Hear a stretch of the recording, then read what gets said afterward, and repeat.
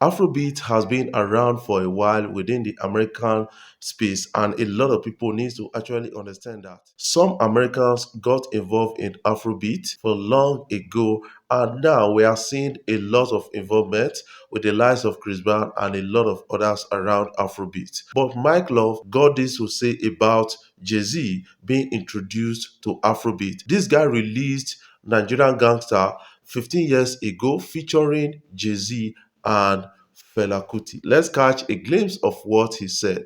Jay-Z was introduced to Fela's music through Nigerian Gangster by Questlove. Like Questlove went on the OK Player board back in the day and asked somebody to send him Nigerian Gangster so he could play.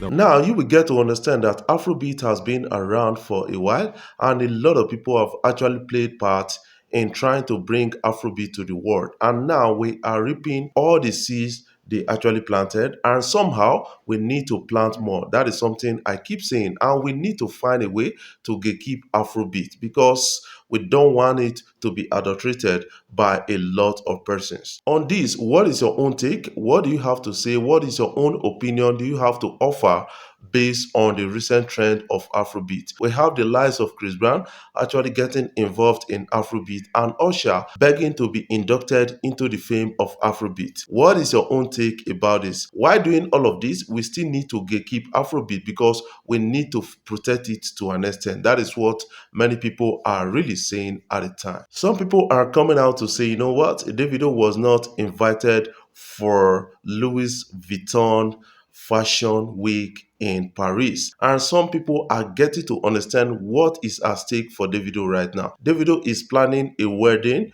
for 25th of this month, and this guy does not need some distractions right now. Some artists like Wizkid, Burna Boy, Rema, Thames, Adekunle Gold, and a lot of others went out to support the Fashion Week in Paris. That is the Louis Vuitton Fashion Week, and the video is all out. Many people are now taking it upon themselves to drag Davido for not attending that event. Meanwhile, Davido is down in Nigeria planning for his massive wedding on 25th, and a lot of people are really happy that Davido and Choma, they want to make their marriage so official right now, while some other persons are looking for a way to still distract Davido. What is your own take about that? If not for the marriage, Davido would have been at the Paris Fashion Week by Louis Vuitton. A lot of people would have seen Davido in some kind of Louis Vuitton, designers and the rest. While some people are arguing and saying that because Davido is not a brand ambassador of Louis Vuitton, he need not attend that fashion week. You don't need to be a brand ambassador before attending that event. Rema is really on the rage right now and trying to see some relationship up there. Rema and Burna Boy linked up at the Paris Fashion Week, and that was really interesting and a big one for Rema at that. Some people are already saying that Rema is really working on collaborations with the likes of Burna Boy, Davido, and a lot of others based on the recent trend of things. Remember that Rema is no longer with Maven Records and Jonesy World. He bought out himself from the contract according to reports we are having. And this guy was saying having a chat with Burna Boy, and some people are already saying that this could be another form of collaboration with Burna Boy. Do you think Rema is looking for a collaboration with the likes of Burna Boy? I want you to put that in the comment section. At that Fashion Week event, a lot of people were really surprised to see Burna Boy's kind of remark for Rema at the time, and he was surprised to see Rema like somebody who is starstruck to an extent. I think Rema is gaining the support of a lot of persons and the respect of the likes of Davido, Wizkid, and Burna Boy. These guys are always talking about Rema from time to time at interviews, and you need to understand that they are gradually passing the baton to the likes of Rema on this. And now, what does the future hold for Rema? That is the question many people are really asking. Let's catch a glimpse of Burna Boy and Rema.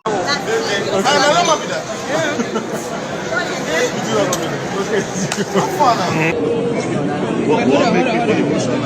Okay.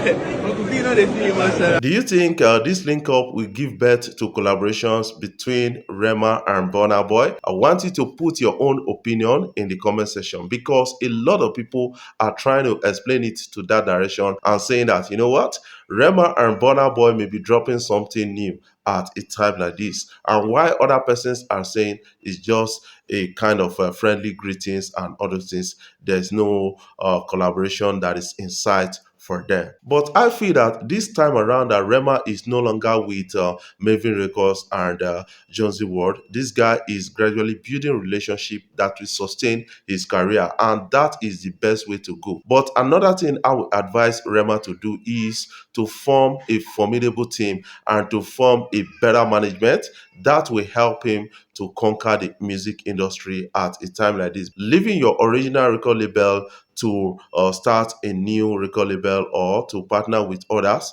is not always rosy at the beginning, but in the end most of them are rosy because they conquer the music industry. We have the likes of Kizanel and a lot of others who have done it for some times right now, and these guys are winning in the industry at the time. What is your own take about the story of Rema, and what advice would you give to Rema right now that is no longer with Maven Records and Chosen World? That was how they said Burna Boy was the first Nigerian artist to perform at the Coachella in 2020. Meanwhile, I've performed at the Coachella in 2012. That is coming in from Sheon Kuti.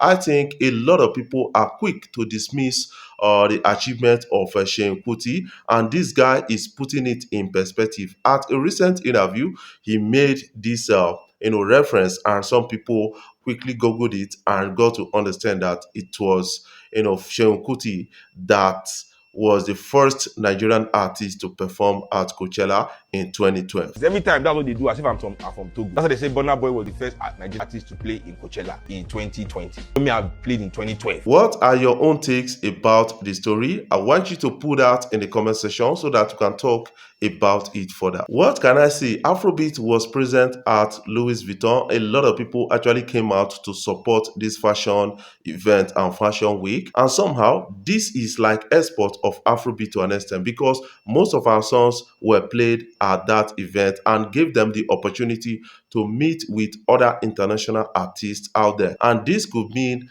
a good relationship with a lot of American artists. And somehow, a lot of people are saying that this is a big reputation for Nigerian artists out there. From South Africa, Uncle Waffle was the only Amapiano artist at the Paris Fashion Week or Louis Vuitton Fashion Week, and that was really, really interesting at the time. And a lot of people are really excited to say, you know what, we are having Africans grace this kind of occasion. But what about Ghanaian artists? That is the question most of the people are really asking at a time like this. These guys are protesting over power failures in Ghana, and they are quick to lie to themselves that they have constant power supply. On this, what are your own takes? I want you to put that in the comment section so that we can talk about it further. Before I jump off, I want to say thank you guys for watching our videos and thank you for the love so far. If you are new here, you can click the subscribe button below, the bell notification icon to always get notifications each time we upload our videos. I love you guys. Keep supporting Afrobeat blog across social media platforms.